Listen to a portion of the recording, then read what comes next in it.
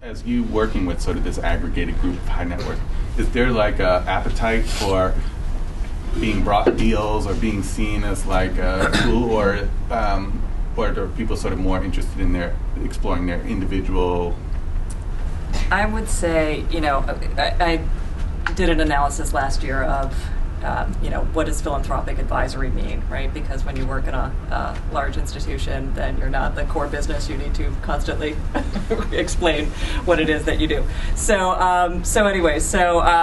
when I was looking to see, what sort of the categories were and the kind of bucket that out a little bit, the one major theme tended to be around issues and grantees, individual grantees, and best practices, often connecting with somebody around an organization that they know and love and building from there. So that's kind of one set of activities.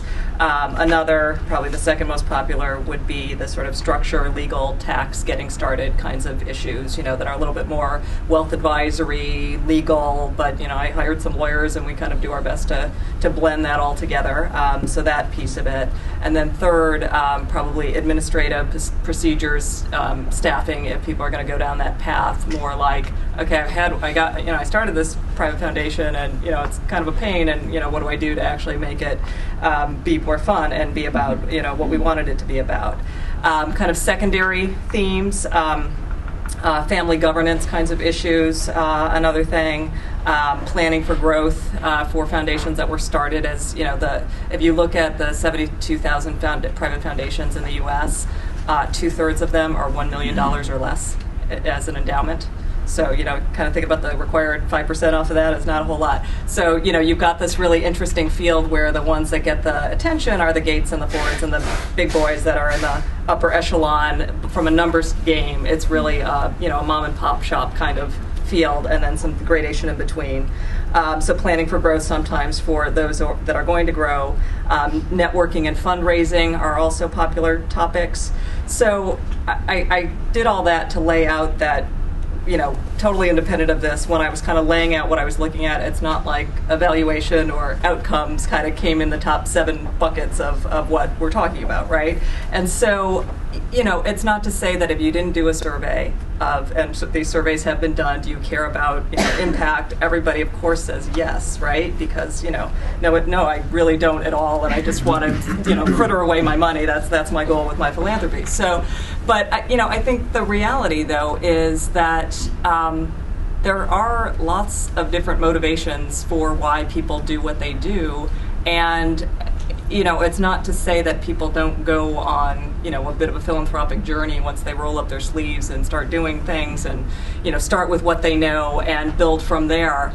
But it's, unfortunately, it's not like there's a whole lot of folks that are naturally, I would say, at an early stage philanthropists that are the natural market for some of the really amazing, interesting work that has to happen because from being more of a grant maker, I completely agree with how flawed the markets, the nonprofit financial system is. But you're not willing to swear about it?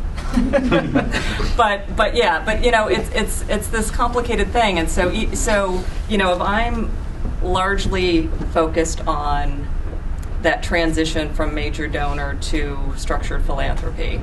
And for the most part, that crowd is not in this mindset. Let's take it a little bit further. And a side note, I actually am back in school a little bit myself, and I have this little paper that I'm doing for a class, and so I'm calling up a bunch of grant makers as part of this project, and I've talked to about 40 or 50 people in the last 3 weeks, and I've been talking to more like staff of either local foundations that care about children and youth, or national players that do enough in New York around children and youth, and just even the gradation there about, I just ask people, how do you measure success? And it's all over the place, from really sophisticated, smart people, and and there are folks that, had every intention that I was going to go in and I was going to be the person that changed this foundation and really make it be about outcomes, and then they realize that it's a little complicated, and that, yes, I do a logic model, and yes, I work with groups, but the real world's a little messy, and hedging the bets. Are my trustees going to really understand this or not? Is it going to get me more money for my groups? Oh, it's not like a profit and loss statement that this may backfire. Back away from it. So there's a lot. I would just say that if the world was a little neater and tighter, it would make things easier.